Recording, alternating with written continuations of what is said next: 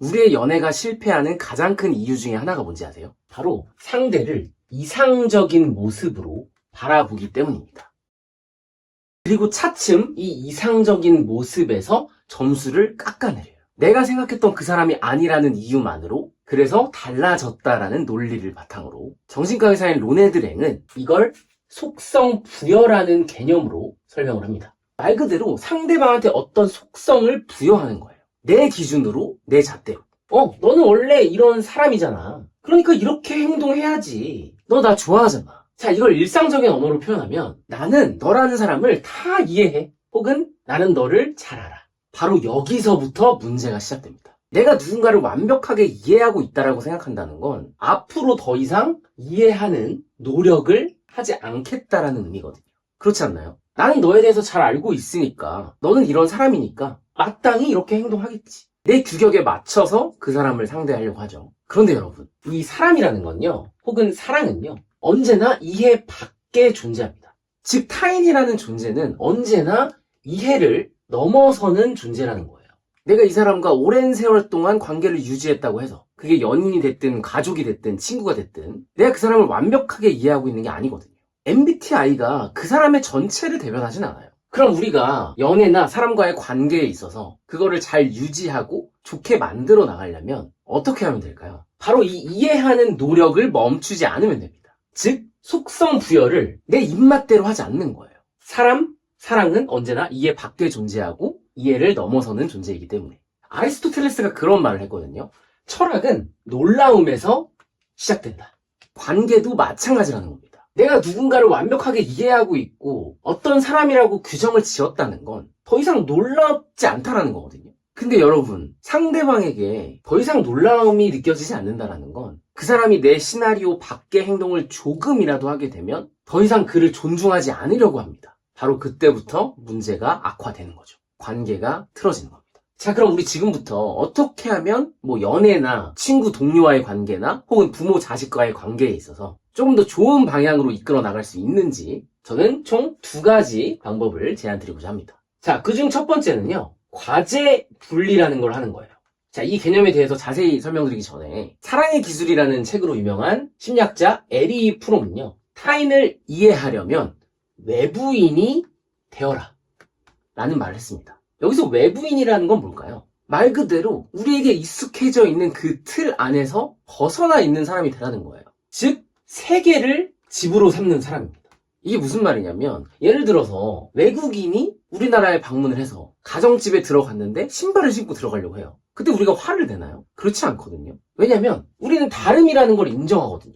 아, 그쪽 나라에서는 신발을 신고 집에서 생활을 하는구나. 그래서 모를 수 있겠구나. 이런 것처럼 관계에 있어서도 내가 어떤 속성을 부여한 방식대로 그 사람을 해석하는 게 아니라 이 사람은 나랑 다른 부분이 있네. 이거를 인정하는 것에서 출발을 하는 겁니다. 나는 철저히 외부인인 거예요. 그 사람도 외부인인 겁니다. 자, 그래서 우리가 과제 분리에 대한 이야기를 좀 해보자면 말 그대로 나의 과제는 내가, 너의 과제는 너가 하게 냅두는 거예요. 나하고 너는 다른 사람이니 내가 하는 생각, 너가 하는 생각, 내가 하는 가치관, 너의 가치관, 나의 행동, 너의 행동이 전혀 다를 수밖에 없으니 너는 너대로, 나는 나대로 살자. 이게 바로 과제 분리거든요. 왜 이게 중요하냐면 모든 인간관계의 문제는요, 남의 과제를 간섭하는 데서 생기기 때문이에요.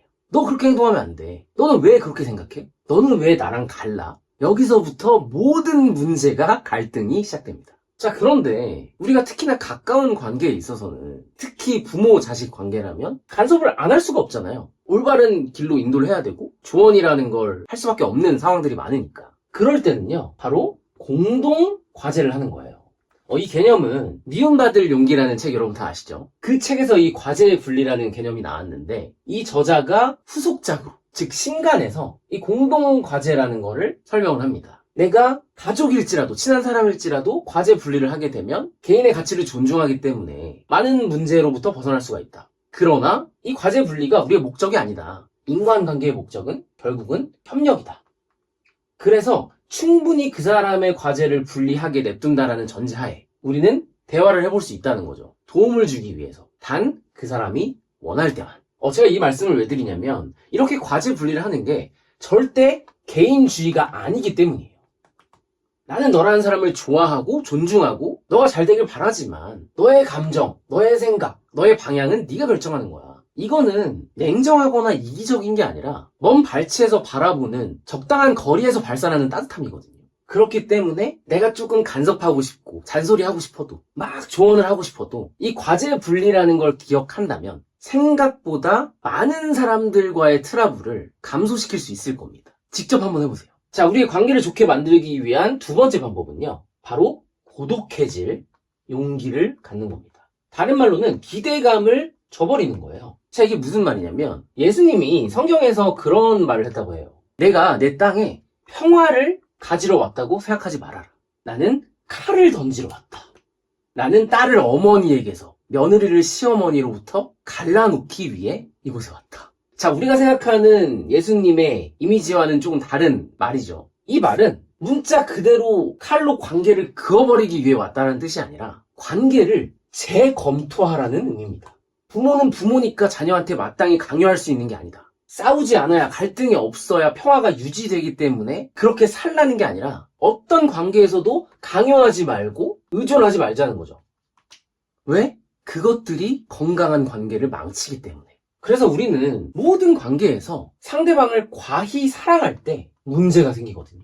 사랑이 지나치면 부모의 이름으로, 연인의 이름으로, 상사의 이름으로 자기는 애정이라고 생각하고 누군가한테 어떤 걸 지나치게 요구하게 된다면 그게 바로 집착이 되고 강요가 되고 간섭이 되는 겁니다. 이걸 좋아하는 사람은 없겠죠. 그래서 이런 것들로 인해 문제가 일어나는 가장 큰 관계가 아마도 부모하고 자식인 것 같아요. 우리 흔히 육아의 목표는 결국 독립이라는 말을 하거든요. 근데 이 독립이라는 거는요, 반항에서 시작된다고 합니다. 이 반항이라는 말이 조금 거부감이 들긴 하지만 자녀가 부모의 기대를 저버리고 어느 정도 마찰을 겪어야 결국 내가 누구인지, 즉 자신을 발견할 수 있기 때문이래요. 근데 이건 자녀뿐만 아니라 친구와의 관계나 일에 있어서 그리고 인생사가 다 그런 것 같아요. 우리가 실패 없는 성공은 없다라고 말하듯이 틀어짐이나 어긋남이 없는 관계라는 건 존재할 수가 없습니다. 반드시 갈등을 겪어야만 그 과정을 지나야만 우리가 원하는 건강한 관계가 만들어지는 거죠. 싸우지 않는 연인이나 부부는 없잖아요. 자, 근데 이게 어려운 점은 그렇게 싸우고 서로 불편한 상황을 만들어가게 되면 내가 외로워지지 않을까? 혼자 남게 되지 않을까? 이런 두려움이 생기거든요. 그런데 이걸 견뎌내지 못하면 그런 사람일수록 옳지 않고 나를 아프게 하는 관계를 억지로 이어나가게 됩니다. 그래서 철학자 미키 기옷이라는 사람은 심지어 이렇게까지 말하기도 했어요. 모든 인간의 죄악은 고독하지 못한 데서 생겨난다. 그러니까 고독할 자신이 용기가 없는 거예요. 그 용기가 없다는 건 결국 의존을 한다는 거거든요. 의존을 하면 필수적으로 따라오는 게 지배입니다. 누군가의 명령을 따르게 되거나 그 사람이 원하는 방향대로만 행동하게 되거나. 왜냐하면 기본적으로 지배라는 건 이 의존을 전제로 하거든요. 그렇기 때문에 우리는 자립을 해야 되는 거예요. 부모 곁을 떠나서 자취를 해야 된다라는 작은 뜻의 자립이 아니라 관계로부터의 자립입니다. 아까 말씀드렸던 과제 분리처럼 너는 그렇게 생각해? 나는 그렇게 생각하지 않아. 그건 너의 과제야. 나의 과제는 이거야. 그래서 마찰을 겪었을 때 너가 나를 떠나? 너와 내가 맞지 않아? 사람들이 나를 싫어해? 오케이. 어쩔 수 없지. 그렇게 마찰을 겪고 기대감을 버리고 반항을 하고 대립을 해야 내가 누군가한테 의존하지 않고 나 스스로 일어설 수 있는 자립감을 가질 수가 있거든요. 그런다고 내가 외톨이가 될까요? 절대 그렇지 않습니다. 여러분이 혼자라는 생각을 버리셔야 돼요. 왜냐면 우리는 다 연결이 되어 있는 존재들이거든요. 그 상담학이라는 분야에 지대한 영향을 미친 개인 심리학의 창시자 아들러라는 심리학자가 있죠. 이 사람이 핵심 개념으로 설명을 한 게 공동체 감각이거든요. 이걸 쉽게 말하면 인간이라는 거는 서로 도움을 주고받는 존재고 그게 바로 사람과 사람 사이의 본래의 모습이다. 예를 들면 우리가 길거리에서 모르는 사람이 갑자기 넘어진다던가 어떤 물건을 떨어뜨렸을 때 반사적으로 본능적으로 그 사람을 도와주려고 하잖아요. 그게 인간이고 사람이거든요. 그렇기 때문에 내가 많은 사람과 트러블을 겪고 또 그래서 친구가 별로 없게 되더라도 그 어딘가에는 나를 도와주고 싶어하는 또 나랑 결이 맞는 사람이 반드시 존재한다는 겁니다.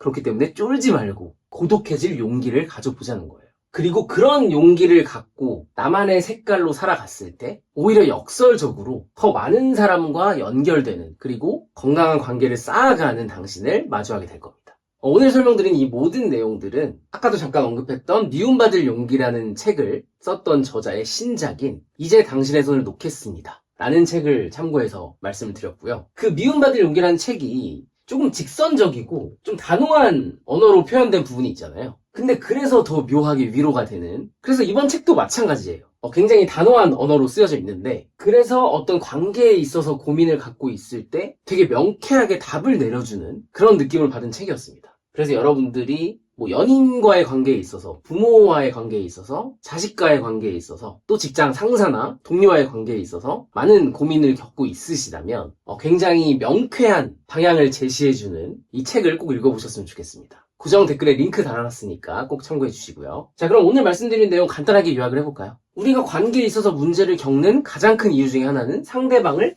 나의 이상적인 모습으로 보기 때문이다. 그러면서 속성 부여라는 개념을 설명드렸죠. 내 틀에 갇혀서 그 사람은 이런 사람이고 이렇게 행동해야지 라는 속성을 부여하는 것. 이것의 문제는 내가 그 사람을 온전히 이해하고 있다라고 착각을 하는 거다. 그래서 더 이상 이해를 하지 않으려고 한다. 하지만 사람이라는 건 언제나 이해 밖에 존재하고 이해를 넘어서는 존재이기 때문에 우리는 항상 놀라움을 가지고 외부인이라는 생각으로 상대방을 바라봐야 된다. 그래서 관계를 좋게 만들기 위한 자세한 2가지 방법을 소개를 해드렸죠. 첫 번째는 과제 분리. 내 문제는 내가, 너 문제는 너가. 지나치게 간섭을 하지 않고 서로의 다름을 인정해주는 거죠. 자, 2번째는 고독해질 용기를 갖는 거라고 했습니다. 관계라는 것이 어쩔 수 없이 우리가 마찰을 겪고 갈등을 마주할 수밖에 없기 때문에 그 과정을 통해서 내가 외로워지더라도 그거를 감수해야 된다. 왜냐면 그렇게 하지 않고 좋은 게 좋은 거라고 생각하다 보면 나도 모르게 의존을 하게 된다. 이 의존은 다른 말로 누군가로부터 지배를 당하게 된다는 겁니다.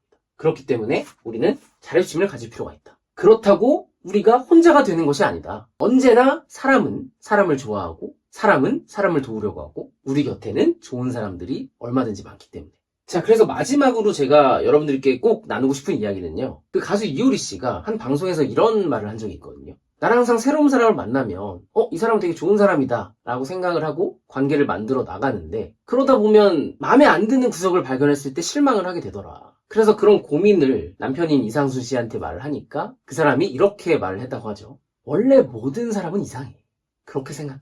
자, 원래 사람은 이상한 존재라고 생각하면 좋은 점이 2가지가 있어요. 첫 번째는 그 사람이 좋은 면모를 보여줬을 때 와, 이 사람 되게 착한 사람이다. 호감을 갖고 바라볼 수가 있고요. 2번째는 정말 이상한 사람이었어. 그렇게 되더라도 실망을 하지 않는다는 거죠. 왜? 원래 사람은 우리 이해 밖에 존재하고 이해를 넘어서는 존재니까. 그래서 여러분들도 아무리 소중하게 느껴지는 사람일지라도 그 사람은 원래 이상하구나. 이렇게 생각하면서 조금은 여유로운 마음으로 관계를 맺어갔으면 좋겠습니다. 기억하세요. 기대를 낮추면 관계는 좋아집니다.